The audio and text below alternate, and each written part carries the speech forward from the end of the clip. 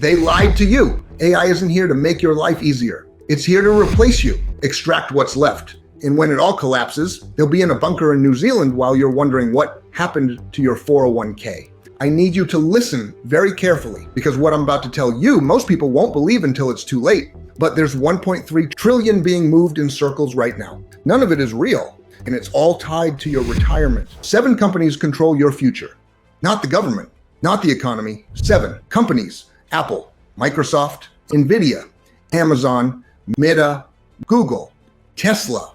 They make up 34% of the S&P 500. If you have a 401k, a pension, anything, you're betting on them, and they're not making money.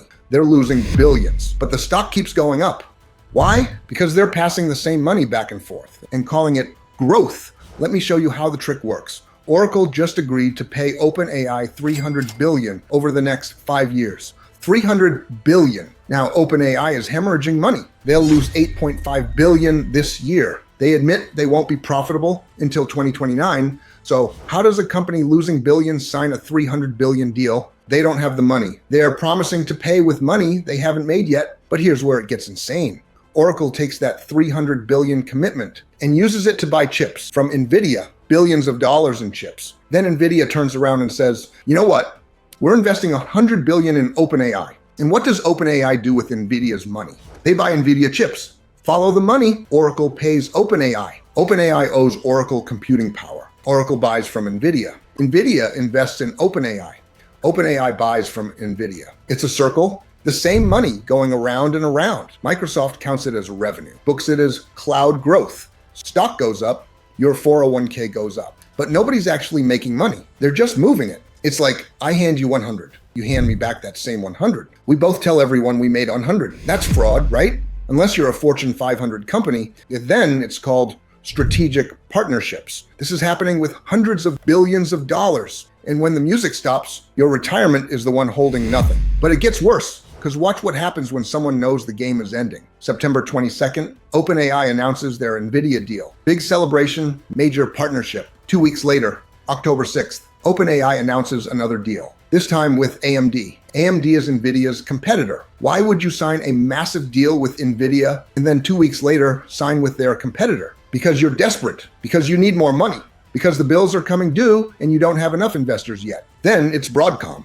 $500 billion, then Walmart, then Anthropic with IBM. The deals aren't slowing down, they're speeding up. Bigger and bigger commitments, faster and faster. And every single one of these deals, your retirement account is treating it like proof the economy is strong. It's not. It's proof they're running out of time. See, here's what nobody's telling you. Those 7 companies I mentioned, Apple, Microsoft, Nvidia, Amazon, Meta, Google, Tesla, they're 34% of the S&P 500. The S&P 500 is supposed to track 500 companies. It's supposed to be diversified, safe, stable. But 7 companies control a third of it. And all 7 are tied to AI deals, which means if you have a 401k, a pension, a target date fund, any retirement account, your financial future depends on Sam Altman finding more investors. That's it. That's the plan. Keep finding new money to pay old promises. Now, does that sound familiar? It should, because that's how a Ponzi scheme works. And here's the kicker. If you remove the Magnificent 7 from the S&P 500s, the stock market hasn't grown in 2 years. Your retirement isn't growing because the economy is strong. It's growing because 7 companies are inflating stock prices while losing billions. The entire market is being held up by hype. And when the hype dies, your 401k dies with it. This has happened before. And every time you paid for it, 2000, dot-com bubble. Companies with no revenue got millions just for having .com in their name. It crashed. If you were in tech, you lost everything. But most people, they were okay. 2008, real estate. Banks gave mortgages to people who couldn't afford them, called them safe investments, sold them to your pension fund. It crashed. $16 trillion in wealth, gone. 10 million families lost their homes. Unemployment hit 10%. And you know what happened next? You bailed out the banks. $498 billion in taxpayer money to the same banks that caused it. They got bonuses that year. You got unemployed? 2020. COVID. Economy shuts down. Unemployment spikes to 14.7%. People lose their homes again. And while you're deciding between rent and groceries, billionaires got 58% richer every decade. A bubble, a crash, and every single time you pay.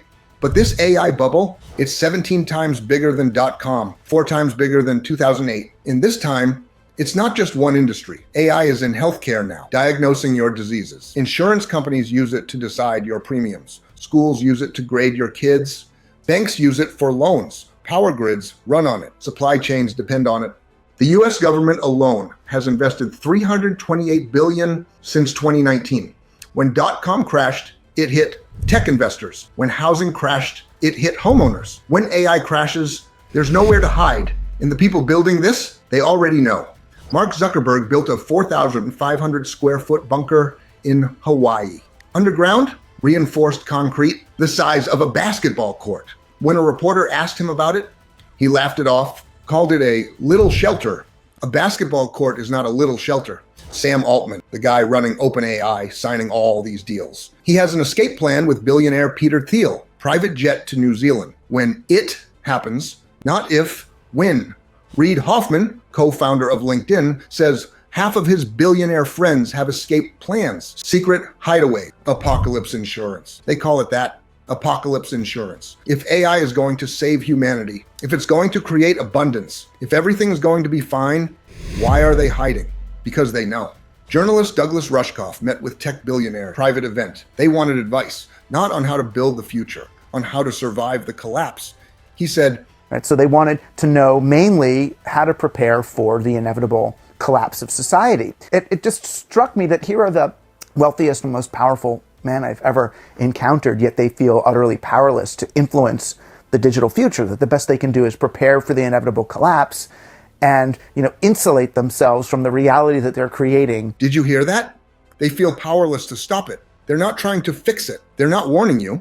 They're building escape pods. Ilya Sutskever, OpenAI's former chief scientist, talked about building underground shelters for top scientists before they release AGI to the world. Not after, before.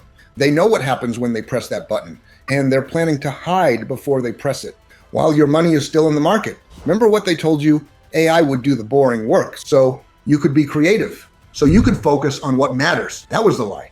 Right now, AI is replacing entry-level jobs, the jobs your kids need to start their careers, the jobs you needed to get where you are. And the people who still have jobs, they're doing more work with fewer coworkers for the same pay. That's not abundance, that's extraction.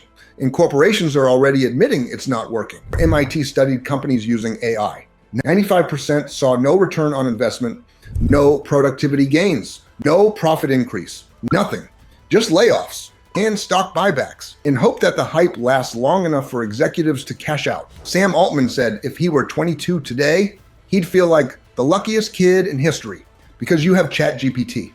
Never mind you can't afford a house. Never mind wages haven't moved since 2009. Never mind people aren't having kids because they can't afford them. Who needs economic security when you can ask a chatbot to write your resume for the job that doesn't exist anymore? We don't know when this bubble bursts, but we know who pays. In 2008, people who didn't even own homes lost their jobs.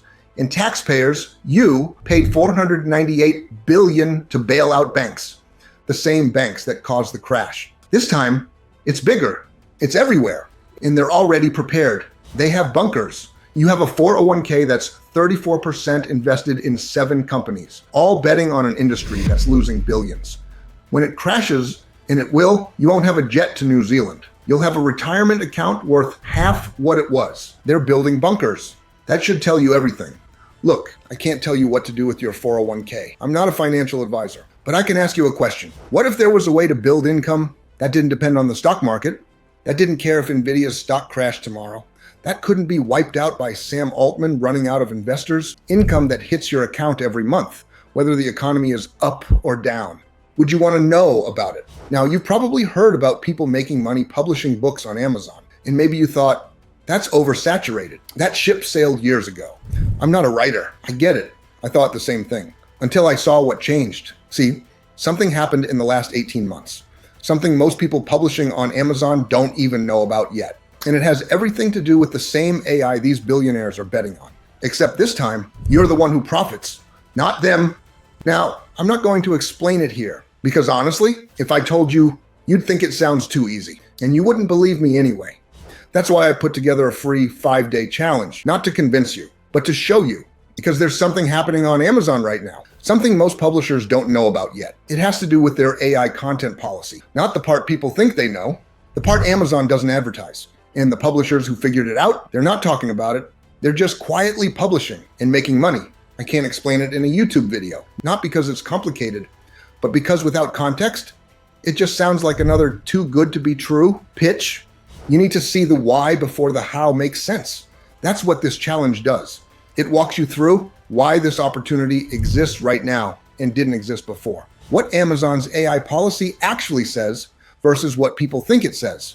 How to ethically use AI to create content that passes Amazon's guidelines. How to validate your idea in 15 minutes before you waste time. And how to build a publishing system that creates income, whether the stock market goes up or down. Look, your 401k is invested in 7 companies gambling on AI. The same AI they're gambling billions on. You could be using to create assets that pay you. Every month, they're using AI to inflate stock prices. You could be using it to build income. They're building bunkers. You could be building a backup plan. The challenge is free, 5 days. Links in the description. I'm not going to beg you to join. Either you're curious or you're not. Either you want to see what's actually possible or you're comfortable where you are. But I'll promise you this, you're going to see something most people don't know exists. And once you see it, you're going to wonder why nobody told you this 5 years ago. See you inside, or not, your call.